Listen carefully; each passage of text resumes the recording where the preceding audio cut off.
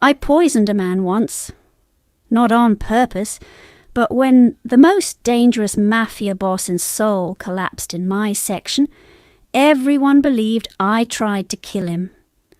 I was the one holding the wine glass.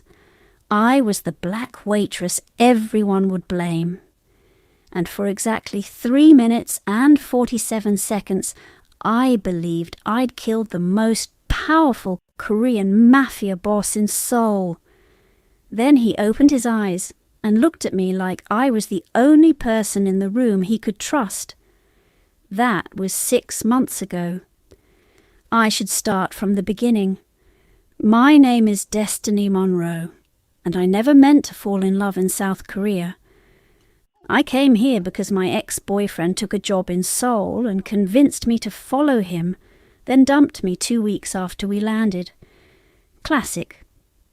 I was 26, broke, didn't speak Korean beyond hello and thank you, and too proud to fly back to Atlanta and admit to my family that I'd made a terrible mistake. So I did what any desperate woman would do. I lied on a resume and got hired at Moonlight Garden, the most exclusive Korean restaurant in Gangnam.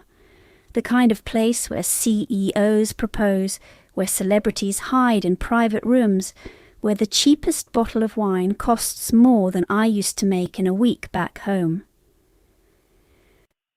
I was good at my job, better than good. I learned to read the room, anticipate needs before customers voiced them, smile through the exhaustion, and the occasional racist comment disguised as a compliment. "Your English is so good," they'd say, like I wasn't born in Georgia. "You're so exotic," like I was a menu item. But I needed the money, needed the distraction, needed something to prove I hadn't completely destroyed my life by chasing a man across the Pacific Ocean. Then Park Jin-woo walked into my section, and everything changed.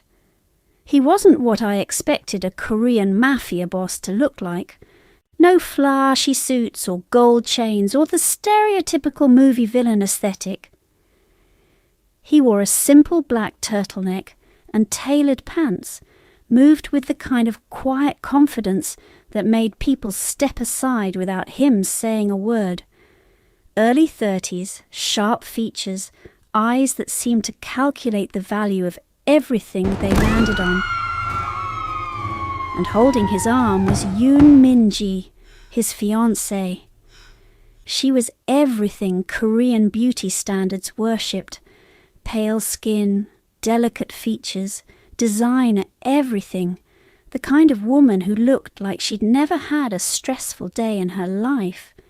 She ordered for him, touched his arm possessively, smiled at me with the fake warmth rich people use on service workers. I hated her immediately, not because of jealousy, I didn't even know him yet, but because I recognized the performance. I'd seen it before, the woman who treats her partner like a trophy and weights stuff like furniture. "We'll have the omakase," she told me in English, not Korean, making sure I knew she could speak my language. "And bring us your most expensive wine. My fiancé only drinks the best." Park Jin-woo said nothing, just watched me with those calculating eyes while I took their order. I should have known something was wrong then. The poisoning happened during their third course. I'd brought out the wine, a 2005 Chateau Margaux that cost more than my monthly rent, and poured for both of them. Standard All right, service. appetizers and I didn't entrees are touch the noted. bottle Will there be beyond anything else holding tonight? it. No, Didn't that'll add be all anything. for now, thank you. Didn't even breathe near their glasses. But 20 minutes later, Park Jin-woo stood up abruptly, knocking over his chair. His face had gone grey. Sweat beaded on his forehead. Minji screamed his name as he collapsed, and suddenly the entire restaurant was chaos. I froze with the wine bottle still in my hand. Security appeared from nowhere. 8 men in black suits who'd been scattered throughout the restaurant, pretending to be regular diners. They surrounded Park Jin-woo's convulsing body while Minji sobbed dramatically, pointing at me. "She poisoned him! The waitress poisoned him!" Every eye in the restaurant turned to me, the black waitress, the foreign worker, the easy scapegoat. I wanted to run. Every instinct screamed to drop the bottle and disappear into Seoul's crowded streets, but my feet wouldn't move because Park Jin-woo had opened his eyes and was staring directly at me. The importance of this meal. Not with accusation, not with pain, with recognition. I'll have the truffle like pasta, he'd just figured out the answer to a question he'd been asking for a long time. Medium rare. "Not her," he managed to say, voice rough. His hand shot out, grabbed Minji's wrist as she reached for him. "You?" The restaurant went silent. "What?" Minji's performance faltered. "Jin-woo, you're delirious. The waitress poured from a bottle you brought." His grip tightened on her wrist. Even poisoned, even dying, he was stronger than her. "The bottle you insisted I drink from, the one you touched before she served it." I watched Minji's face transform. The delicate beauty twisted into something ugly, something desperate. "You can't prove anything," she hissed. "I already did." Park Jin-woo smiled, and it was the coldest thing I'd ever seen. "Cameras, the bottle, your fingerprints all over it." He coughed, blood flecking his lips. "You really thought I wouldn't know my own fiancée was trying to kill me." Security moved on her then. Minji screamed, struggled, knocked over the table trying to get away. The expensive wine, the poisoned wine, spilled across white tablecloth, staining it red. And Park Jin-woo kept looking at me. "Call an ambulance," he told his men, "and don't let the waitress leave. I want to talk to her." Have you ever been in the wrong place at the wrong time and watched your entire life change in seconds? If you have, you'll understand what happened next. And if you know that kind of fear mixed with something you can't explain, hit subscribe, not because it helps me, but because stories like this remind us that sometimes the worst moments lead to the best things we never saw coming. They took Park Jin-woo to a private hospital. They took Minji to wherever the Korean Mafia takes traitors. And they took me to a penthouse apartment in Gangnam, where I sat on a leather couch worth more than my car back home, waiting. I wasn't under arrest. The police were never called. This wasn't a police matter. This was Park Jin-woo's world. And in his world, justice looked different. A woman appeared around midnight, older, elegant, wearing a suit that screamed power. She introduced herself as Park Jin-woo's attorney and handed me an envelope. "Mister, Park wants you to know you're not in any trouble," she said in perfect English. "The security footage clearly shows you had no knowledge of the poison. You were simply doing your job." "Then why am I here?" "Because Mr. Park wants to thank you personally, once he's recovered." She gestured to the envelope. "In the meantime, this is compensation for your distress, and a contract if you're interested." I opened it. Inside was a check for 10 million won, about $8,000, and a job offer. Personal assistant to Park Jin-woo. Salary that made my waitress wages look like pocket change. Benefits that included an apartment, a car, and more security than I'd ever need. Guards! Arrest Why me? The attorney smiled. Mr. Park said you're the only person in that restaurant who looked at him like he was human instead of a weapon. He values that. I should have said no, should have taken the check, gone back to my tiny apartment and pretended this never happened. But I was tired of being broke, tired of being invisible, tired of playing it safe and ending up alone anyway. When do I start? Park Jin-woo came home 3 days later. I'd spent those days in a luxurious prison, waiting. The penthouse was beautiful, floor-to-ceiling windows overlooking Seoul, art that probably cost millions, a kitchen bigger than my first apartment. But I couldn't leave. Security was everywhere.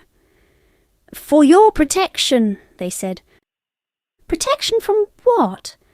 Minji was in custody. The threat was over. Unless there were more threats I didn't know about. Park Jin-woo looked like hell when they brought him in. Pale, thinner than before, moving carefully like everything hurt. But his eyes were the same, sharp, calculating, missing nothing. He sat across from me in the living room and we stared at each other for a long moment. You stayed, he finally said. You paid me a lot of money to stay. I paid you for trauma compensation. The contract was optional. He leaned back, wincing.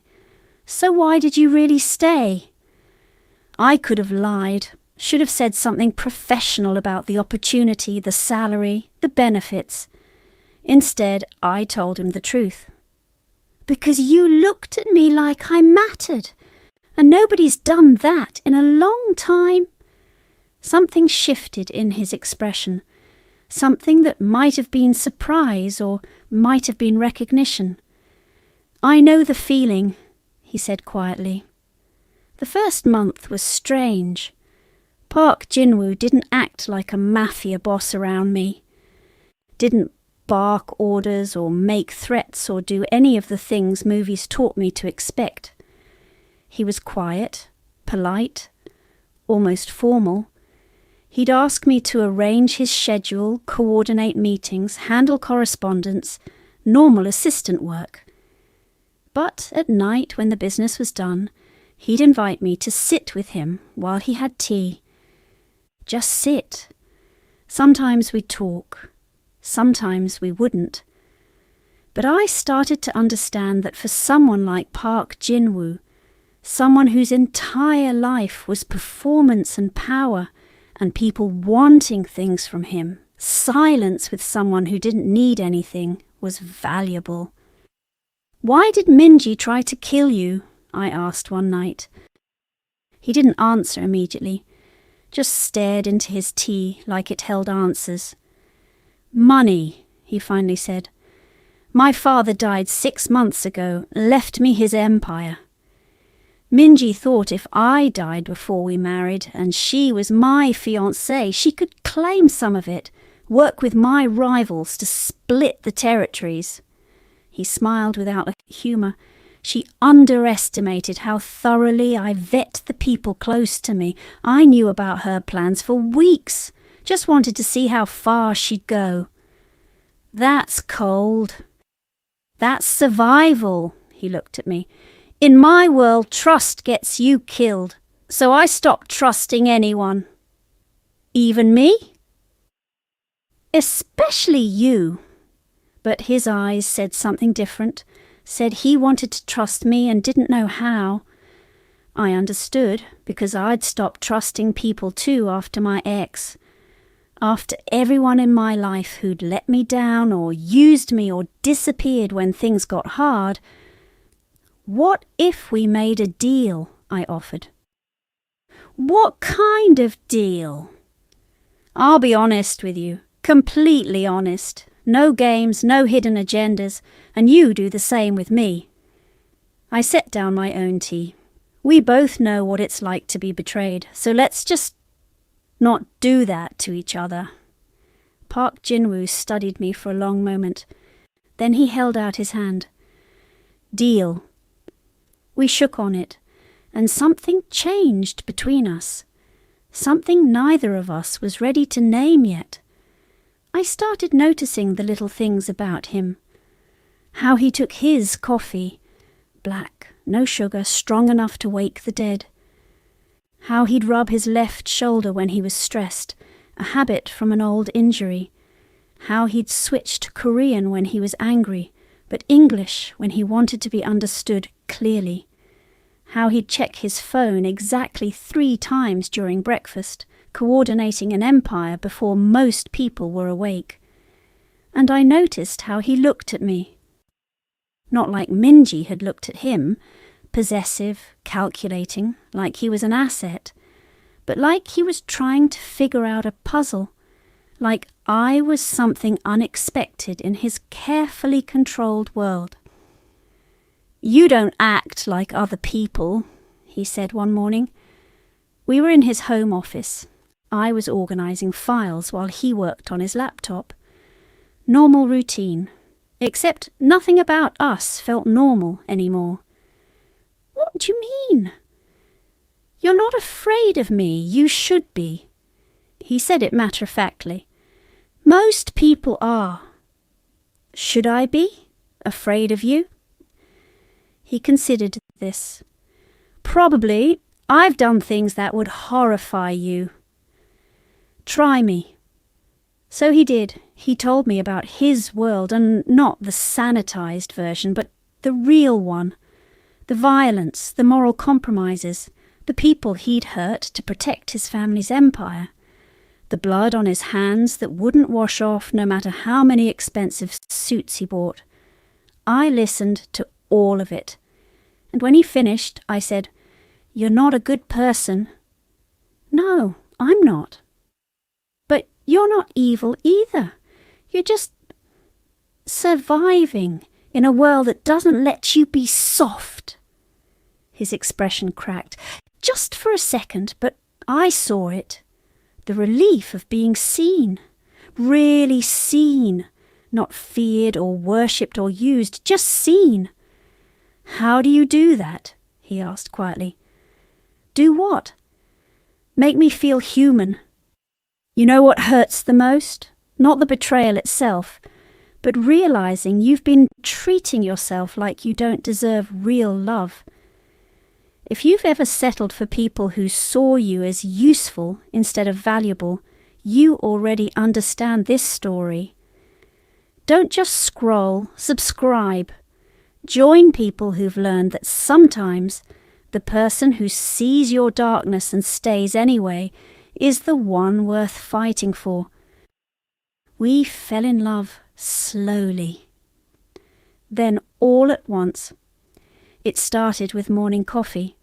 Park Jin-woo would make it for both of us, his one domestic skill, and we'd sit together before the chaos of the day started, just existing in each other's space. Then it was dinners. He'd order from expensive restaurants, but we'd eat on the couch instead of the formal dining room, watching terrible Korean dramas and making fun of the plot holes. Then it was the way he'd text me during meetings, not about work, just random observations. The CFO is wearing a toupee and I can't stop staring. If I have to listen to one more PowerPoint about quarterly projections, I'm faking my own death. Then it was the night I found him in his office at 3 a.m, staring at photos of his father. "I miss him," Park Jin-woo said without looking up. "Is that stupid? Missing a man who raised me to be a monster?" I sat beside him. Didn't touch him, just sat. "He raised you to survive," I said. "That doesn't make you a monster. It makes you his son." That's when he cried. The most powerful Korean Mafia boss in Seoul, crying in his office while I held him. And I realized something terrifying. I was in love with him, not with his money or his power or the lifestyle he could provide, but with the man who made terrible coffee and texted me stupid jokes and trusted me with the parts of himself he showed no one else. And I was pretty sure he loved me too. The first kiss happened on a Tuesday. We were arguing about something stupid, whether to order Thai or Italian for dinner. I said Thai. He said Italian. I called him stubborn. He called me impossible. And then we were standing too close, and the argument died in my throat because he was looking at me like I was the answer to a question he'd been afraid to ask. Destiny, my name in his accent. Korean inflection wrapped around American syllables. I need to tell you something. Okay. I think I'm falling in love with you. No, I know I am, and it terrifies me. His hands were shaking. Park Jin-woo, who faced down rival gangs without flinching, was shaking. Because everyone I've ever loved has either betrayed me or died. And I don't know how to... I kissed him. It wasn't smooth or cinematic or any of the things romance movies promise. It was desperate and messy and tasted like the coffee we'd had that morning. But it was real. The most real thing I'd felt in years. When we broke apart, he was crying again. I don't deserve you, he whispered. Probably not, I agreed, but you've got me anyway. Loving Park Jin-woo was complicated. Not because of who he was, I'd accepted that part, but because his world didn't stop being dangerous just because we fell in love. If anything, it got worse. His rivals heard rumours about the black American woman living in his penthouse, started asking questions, making threats, testing to see if I was a weakness they could exploit. Park Jin-woo doubled my security, hired bodyguards who followed me everywhere, installed panic buttons in every room, made me promise I'd never go anywhere without telling him first. I'm trying to protect you, he said when I complained about the suffocating security. I know, but I also need to breathe. We fought about it, about his need for control and my need for freedom, about the balance between safety and autonomy, about whether love meant protecting someone from the world or trusting them to navigate it. I lost Minji because I didn't watch her closely enough, he said during one particularly bad argument. You lost Minji because she was a snake who tried to kill you. That's not about watching. That's about her choosing betrayal. I grabbed his face, forced him to look at me. I'm not her. I'm not going to poison you or betray you or use you, but you have to actually trust me, not just say you do, actually do it. It took time, lots of conversations, lots of compromises, but slowly he learned to loosen his grip. And I learned that his overprotectiveness came from a place of deep trauma, not a place of control. We were both learning to love someone while carrying the wounds from everyone who'd hurt us before. 6 months into our relationship, Park Jin-woo took me to meet his mother. I was terrified, not of her specifically, I hadn't met her yet, but of what she'd represent. The traditional Korean mother meeting her Mafia boss son's black American girlfriend, the culture clash, the judgment. She's going to hate me, I said in the car. She's going to love you, Park Jin-woo corrected, because I love you, and because you make me happy in ways I didn't think were possible anymore. His mother lived in a traditional Hanok house in Bukchon. Beautiful, elegant, completely intimidating. She opened the door wearing a hanbok and gave me the kind of once-over that felt like an X-ray. Then she smiled. "You're taller than I expected," she said in English. "Good. My son needs someone who can look him in the eye when she tells him he's being ridiculous." I liked her immediately. Over tea and traditional Korean snacks I couldn't pronounce, she told me about Park Jin-woo as a child, about how sensitive he'd been before the world taught him to be hard, about how his father's death had nearly broken him, about how she'd watched him become more isolated, more unreachable, until he met me. "He smiles now," she said quietly. "He didn't before you, not real smiles." "He makes me smile too," I admitted, "even when he's being overprotective and annoying." She laughed. "Well, that's the Park family way. We love intensely or not at all." When we left, Park Jin-woo's mother hugged me. A real hug, not the polite Korean bow I'd expected. "Thank you for loving my son," she whispered in my ear. "Thank you for seeing the man inside the monster." The proposal happened on a random Thursday. No grand romantic gesture, no elaborate planning. We were eating takeout on the couch, watching a drama where the main character was getting married, when Park Jin-woo paused the TV. "Let's get married," he said. I nearly choked on my noodles. "What?" "Married, you and me." He said it like he was suggesting we order dessert. I know it's fast. I know my world is dangerous and complicated and probably not what you imagined for your life, but I love you. And I want to wake up every morning knowing you're mine and I'm yours and we're in this together. "That's the worst proposal I've ever heard," I said. "Is that a no?" "That's a, you better try again with an actual ring and some romance, Park Jin-woo." He laughed, actually laughed. Then he got down on one knee right there in the living room, holding a fortune cookie.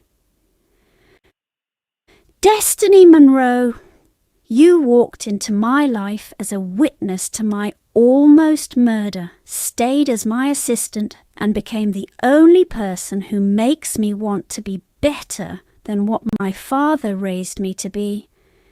Will you marry me?" "You're proposing with a fortune cookie." "The ring's being custom made. This is a placeholder." He cracked open the cookie and inside was a paper that said, "Say yes, you stubborn woman." I laughed until I cried. Then I said yes.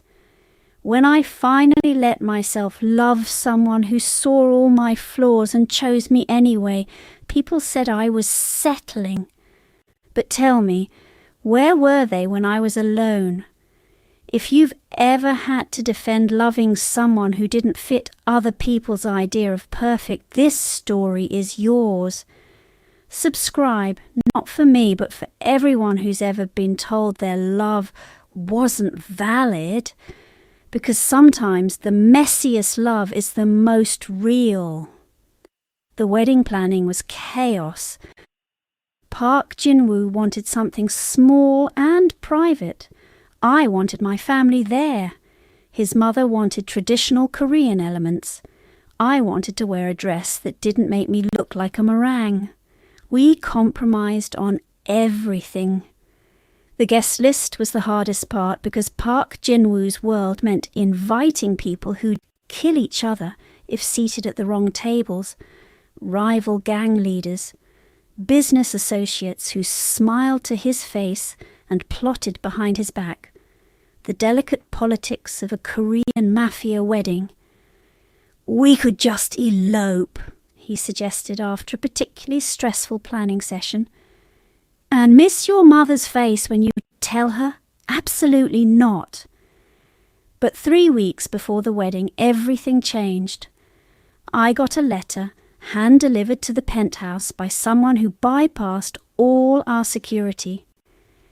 Inside was a photo of me leaving a coffee shop, red circle drawn around my head, and a message. He took everything from me. Now I'll take everything from him. It was signed by Minji. Park Jin-woo went ice cold when he saw it. "She escaped," he said, "2 days ago. I didn't want to worry you before we confirmed she was a threat." "Well, she's confirmed." I held up the photo. "Oh, what do? We postpone the wedding. We increase security. Well, we do nothing," I interrupted. "We don't let her win. We don't put our lives on hold because she's trying to terrorize us." "Destiny! She tried to poison me. She'll try to kill you." "Then let her try." I grabbed his hands. "I'm not running. I'm not hiding. And I'm definitely not postponing our wedding because your ex-fiancé is psychotic. We're getting married in 3 weeks, and if she shows up, your security can handle it." He looked at me like I'd lost my mind. "You're insane." I learned from the best. The wedding day was perfect and terrifying. Security was everywhere, disguised as guests, as staff, as random people on the street. Park Jin-woo wore a traditional hanbok for the Korean ceremony, then changed into a tuxedo for the Western reception. I wore a dress that my mother cried over, and Park Jin-woo couldn't stop staring at. My family flew in from Atlanta. They were overwhelmed by Seoul, by the luxury, by the fact that their daughter was marrying a man they'd only met via video call. But they saw how he looked at me, how gentle he was despite his reputation, how he held my hand like I was something precious. "You sure about this, baby girl?" my father asked before walking me down the aisle. "More sure than I've ever been about anything." The ceremony was beautiful. 2 cultures blending, Korean traditions and American touches. Park Jin-woo's vows were in English, mine in broken Korean. I'd been practicing for months. We both cried. And through it all, security watched for Minji. She didn't show, not during the ceremony, not during the reception, not during the traditional Korean games, or the first dance, or the cake cutting. I started to relax, started to think maybe the threat was empty. Maybe she just wanted to scare us. Then the lights went out. Gunshots in the dark. Screaming, people running. Park Jin-woo's hand grabbing mine, pulling me down behind a table. Security shouting in Korean. More gunshots. "Stay down," Park Jin-woo ordered. "Don't move." But I could hear Minji's voice cutting through the chaos. "Where is she? Where's the black bitch who stole my life?" She wasn't here to kill Park Jin-woo. She was here to kill me. The lights came back on. Minji stood in the centre of the reception hall, gun in hand, looking absolutely feral. Her designer clothes were filthy, her perfect hair tangled, but her aim was steady, and it was pointed at me. "You ruined everything," she said. "He was supposed to be mine, the money, the power, the empire, mine. Then you showed up and took it all." "I didn't take anything," I said, standing up, despite Park Jin-woo trying to pull me back down. "He was never yours. You tried to kill him, remember? Because he wouldn't give me what I deserved." She was crying now, mascara running. "I played the perfect fiancé for 3 years, smiled when he ignored me, pretended to love him when he disgusted me. I earned that money." "You earned nothing," Park Jin-woo said coldly. He was on his feet now, positioning himself between Minji and me. "You faked everything." Destiny didn't have to fake anything. She just loved me, that's the difference. "Love," Minji laughed, high and broken. What does a gangster know about love? What does some waitress from America know about your world? More than you, I said, because she actually saw me as human. The gun shifted, not pointed at me anymore, at Park Jin-woo. If I can't have you, Minji said, she can't either. Everything happened at once. Minji fired. Park Jin-woo moved. I screamed. Security tackled her, and my brand new husband took a bullet meant for himself while protecting me. Again. The second time Park Jin-woo almost died, I knew exactly what to do. I held pressure on the wound, screamed for medics, held his hand while he struggled to breathe, told him he wasn't allowed to die on our wedding day. Dramatic timing, he managed to joke, blood on his teeth. Shut up, don't talk, just stay awake. Love you, he whispered, in case I don't get to say it again. You'll say it again, tomorrow and every day after, because you're not dying. I was crying so hard I could barely see. You promised me forever, Park Jin-woo. You don't get to break that promise. Bossy. You love it. He smiled, passed out, and I rode with him to the hospital, still wearing my wedding dress, now stained with his blood. Park Jin-woo survived again. The bullet missed anything vital. He'd be in pain for weeks, but he'd live. Minji was arrested, actual police this time, not just his security, multiple charges. She'd spend the rest of her life in prison. I spent our wedding night in a hospital chair holding my husband's hand. When he woke up, the first thing he said was, "Did we at least get to cut the cake?" I laughed and cried at the same time. No, your dramatic ass got shot before dessert. Terrible planning on my part. The worst. He squeezed my hand. I'm sorry. For what? For bringing you into my world, for the danger, for... I kissed him, gentle because of the monitors and IVs and the fact that he'd just been shot. I chose this world, I said. I chose you, and I'd choose you again every single time, even knowing how it ends. How does it end? Old and happy, after you stop trying to take bullets for me? Can't promise that. Then I can't promise I won't yell at you every time you do. He smiled. Deal. Sometimes love isn't about the fairy tale, it's about choosing someone even when it's dangerous, even when it's messy, even when the whole world says you're crazy. If this story touched you, subscribe right now, because somewhere out there another person needs to know that broken people can build beautiful things together. That love doesn't have to be perfect to be real. That sometimes the person who's seen hell will fight harder than anyone to build you heaven. Your one click reminds them they're not alone. We renewed our vows 6 months later. Small ceremony, just family. No security threats, no drama, just Park Jin-woo and me promising forever to each other for the second time. His mother cried, my mother cried, we all cried. And when we cut the cake, finally, Park Jin-woo whispered, this is how it was supposed to go.